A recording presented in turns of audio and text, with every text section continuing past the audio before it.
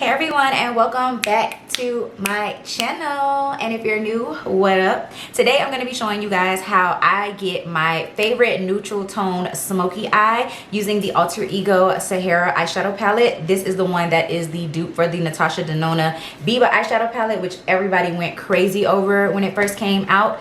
I have been doing this look so much, like for a while now. I've been doing it like since January, and I promise you guys this is like one of my favorite smoky eyes to do. I even do this look for work. It definitely is a lot more toned down and not as aggressive and harsh when I do it for work, but I still use the exact same eyeshadows and do the exact same method that I did today, and I really like the look that it gives me for work. So yeah, I just wanted to show you guys this eye look today. I did not do my full face for this video. It's just going to be the eye tutorial, but if you guys are interested in seeing it, then just keep on watching.